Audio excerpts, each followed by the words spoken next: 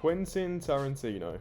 He's been making movies for nearly 30 years now, and with just 9 to 10 films has solidified himself as one of the most memorable directors of all time. Whether or not you like his films like I do, I don't think anyone can deny how iconic his discography is, for good or bad. He's created a unique style and mythology within his movies that only he can do right and no other director has done, from who I can think of anyway. So I'm just going to get straight into the ranking. Just bear in mind, I don't think he's ever made a bad film. The lowest I'd rate any of these is a 6 out of 10, so without further ado, let's... Death Proof.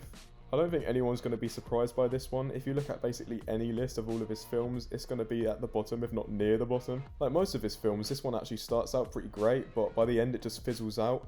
The direction and cinematography is easily the best thing about it, probably because it's his only film where he also has a DP credit. When you have a lap dance scene in your film and it's actually a cool scene to watch, that's when you know you got talent with the camera. For me, the film took a while to get going, then when the middle happened, I was hooked. But then by the second half, the movie was kind of repeating itself, except we didn't learn anything new and some plot lines just go nowhere.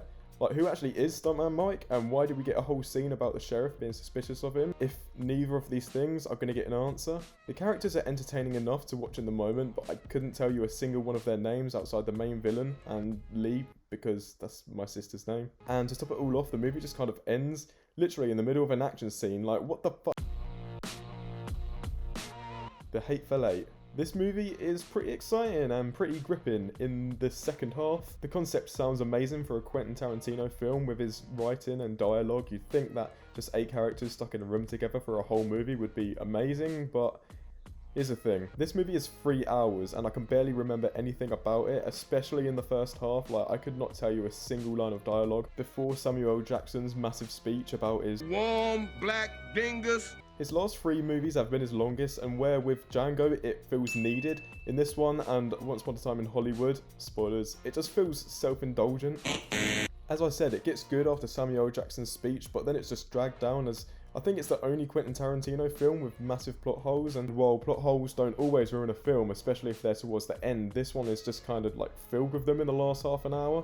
But at the end of the day, it's still got some good acting, some great moments, but overall it's just a bit meh. Once Upon a Time in Hollywood. I have such a weird relationship with this movie. The first time I watched it, it went straight to the bottom of this list, but upon watching it a second time, I sort of see what it was going for. The best thing about this film is also the worst thing about this film. It's kind of like a Tarantino's best hits thing, but it really leaves you hanging and it like teases the audience as you wait for these iconic Tarantino moments to come up. For example, the dialogue scenes are so sparse in this movie, whereas with his other films, it's basically the whole film. And there's just this thread of tension throughout the film, as it seems like it's constantly building to something violent, and then, yeah, he delivers. But at the same time, it kind of feels like self-parody. Every time a foot shows up, I just want to laugh, like, what are you doing? And then there's that scene where 2 characters are speaking and he literally just cuts through the conversation, like, what the fuck was that? Still though, at the best of times, this is probably the best thing about the movie, as I said. The fact that you spend so long waiting actually makes the ending feel that much more gratifying. However, there are still some pretty big flaws. Side characters are forgettable in this one, like, think back to Pulp Fiction, all the small characters in that I can remember. The Wolf, what a fucking hero. But in this, Timothy Olyphant, Al Pacino, I don't remember them really at all. The whole thing just feels kind of thrown together, not only with the side characters, but also just in a lot of aspects of it actually. Kurt Russell plays this director but also narrates the film for some reason. What's all that about? Both in the first and second watch, the first act is pretty messy and the ending feels really rushed. You see Rick at the top of his game and then it just sort of yada yadas how he falls down, and then bam, we're at the ending where he just changes history again like he did in Inglourious Basterds. And again, it's just way too long. Still though, there are some cool touches in here. I like how Brad Pitt is Leonardo DiCaprio's stunt double and he's the one that gets in actual danger, while Leonardo DiCaprio gets in fake movie danger. The acting is pretty great, especially Leonardo DiCaprio and Brad Pitt. They make these characters really likeable and fun to watch. As much as I hate to say mature, I do think this and the next film on this list are Quentin Tarantino's most mature films. It uses the most show don't tell in this one. As soon as Brad Pitt is calmly driving around with Leo in the car, and then as soon as Leo gets out, he just rushes down the road, instantly you can tell that he cares more about others than himself. And I like that. To carry on from my point about his most mature films, Jackie Brown. I think this is a really underrated film and I wish I could put it higher, but I just can't because of the strength of the next 5. My memory is a bit fuzzy with this film, but I can remember how personal it feels as a study of Jackie Brown and Max Cherry. That's where I think the whole mature filmmaking thing comes in. The performances are once again great, one of my favourites from Sam Jackson and Robert De Niro. People say that this is the least Tarantino film, but there are still his fingerprints all over it, from the score, the dialogue, and the raw feeling of the cinematography, which can create some really engrossing or tense moments, but can admittedly also drag out the pacing a bit. I remember feeling the length of the running time on this one. But it's still got some great moments here sprinkled throughout, some great Tarantino memorable moments. Should you watch it? Yeah, definitely. Kill Bill.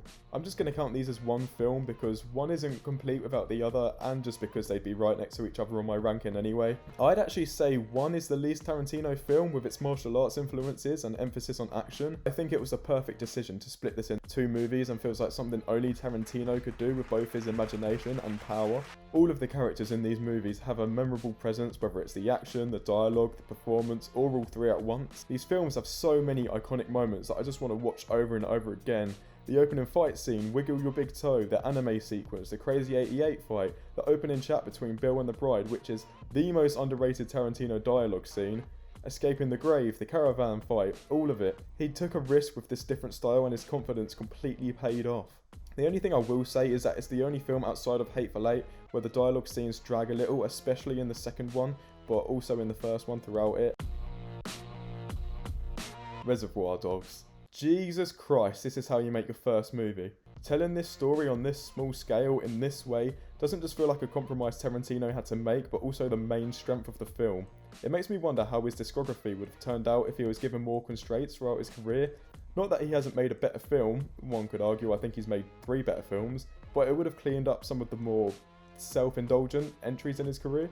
But honestly, it's scary how talented he is even from the very start. He didn't have to learn anything. This is actually my favourite short one of his films because of how raw and grounded it feels, and the dialogue and character is just as compelling here as it is 30 years later. The only flaw is a few bad reads from the actors, but other than that, this is great and he deserves the recognition he got from it. Django Unchained. I always wrestle between this being my number 3 and my number 2. Just take this ranking with a piece of salt because next week I could put it at number 2, no problem. But Django is just so fucking cool. He somehow made a respectful slavery commentary and one of the most badass films I've seen at the same time. This is mainly because of how he uses violence differently when it's committed against white people and when it's committed against the slaves, and it really works. I feel scarred from the Mandingo fight scene, but when Django shot Miss Laura, I found it fucking hilarious. Bye, Miss Laura. The 4 main characters are probably all in my top Tarantino characters. They're all so slick and intimidating when they need to be, and all of the actors are doing something out of their comfort zone here. Christoph Waltz is back, playing a completely different character to the one he played in Inglourious Basterds, but he's still just as much fun to watch. The length really doesn't bother me on this one. Everything about it just works, that's all there is to it. It's probably one of my favourite westerns, plus there's only so many times I can say that the writing is great, and the direction is great, and the acting is great, and the characters are great. Inglourious Basterds. This is like a Quentin Tarantino best hits movie, but in the best way possible. Everything I've been saying in this video is really at its best here. Everything's just so memorable and it's so easy to absorb when you're watching it. This is some of his most patient and spot on filmmaking.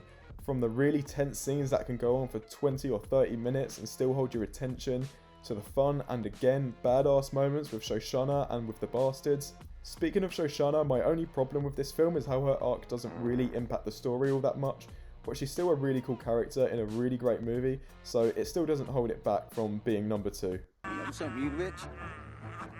I think this just might be my masterpiece. Pulp Fiction. It's Pulp Fiction, what do you want from me? The story in the hands of another writer and director would probably have crumbled, but it just so happens to be Quentin Tarantino's brainchild, and well, it's one of the best films ever made. I'm not going to go into why this film is so good, you all already know, but if you're part of the 1% of the population that hasn't seen it, watch it. And if you don't like it, you're wrong. So there you go, there's all 9 Quentin Tarantino movies ranked. What do you think about it? What would be your number 1? Let me know in the comments below, and if you want more videos like this, just hit a like, and I'll see you again.